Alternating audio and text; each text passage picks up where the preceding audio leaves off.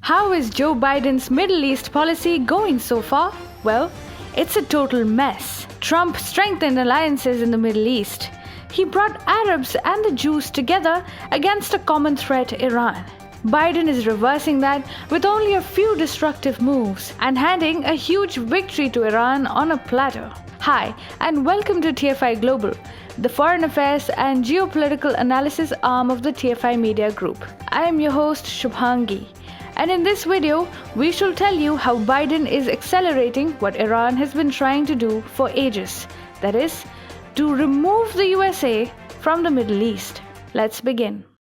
Joe Biden, in pursuit of returning to the Obama era, is doing what Iran wants to do in the Middle East. The USA is going beyond the threshold to bring Iran back to the JCPOA and ensuring that the USA loses all its allies in the Middle East. The US president, in addition to showering gifts on the adversary Iran, is also taking actions against its allies in the Middle East. In the process, he is getting America kicked out of the Middle East, something that Iran has wanted for years to happen. There is no dearth of facts when one looks for ways in which Biden's Middle East policy is hurting allies and the US alliance structure while benefiting Iran, which wants nothing but the worst for the USA and its allies in the region. Be it the most recent report by the USA implicating Saudi Crown Prince Mohammed bin Salman or MBS in the killing of Jamal Khashoggi, or the overt sidelining of Israel's Prime Minister Benjamin Netanyahu,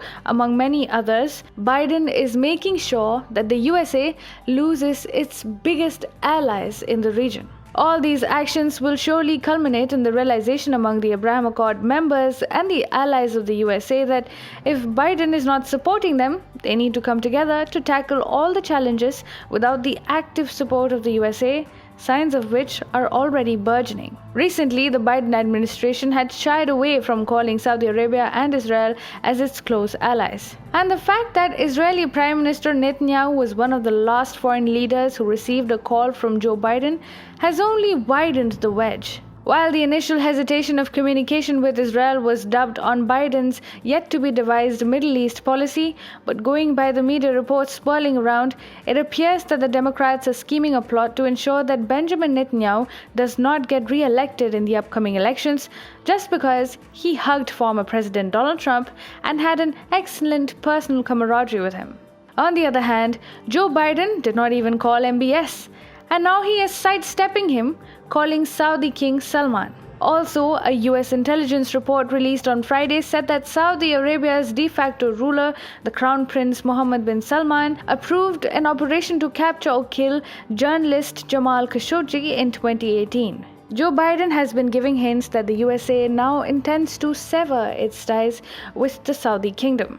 Sidelining MBS may cause instability in the Kingdom of Saudi Arabia, and maybe it is an attempt by Joe Biden to get MBS unseated as the prospective heir to the throne. All of this is happening while the Biden administration has restored aid to the Palestinians and appointed Robert Malley as the next US Special Representative to Iran, and appointed Robert Malley, who was involved in the Obama-era JCPOA deliberations and even held talks with the Iranians while Donald Trump was following the maximum pressure policy on Tehran, as the next US Special Representative to Iran. Emboldening Iran to get it back into the JCPOA or the Iran nuclear deal is hurting the USA's powers in the Middle East. Joe Biden's bid to challenge the leadership of MBS and unseat him is going to backfire, and instead, it could catalyze the Saudi prince's efforts to consolidate power and hold over the kingdom. And then, in the case of Israel, the popularity of Netanyahu has only soared, and there is a high chance that he will continue to be the leader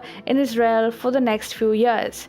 And these two US allies in the region will not accept how Joe Biden is treating them, and will soon reach an understanding to consolidate themselves under the umbrella of the Abraham Accords. This will make Washington's role in the Middle East completely pointless. In fact, these allies have already started aligning together and more independently without the blessings of the US. Jerusalem is already negotiating the formation of a four-nation defense alliance with the kingdoms of Saudi Arabia, Bahrain, and the United Arab Emirates. As these relations and alliances solidify, the US hand will become weaker in the Middle East. In such a situation, these actions against its allies and the leaders of these countries will end up becoming counterproductive.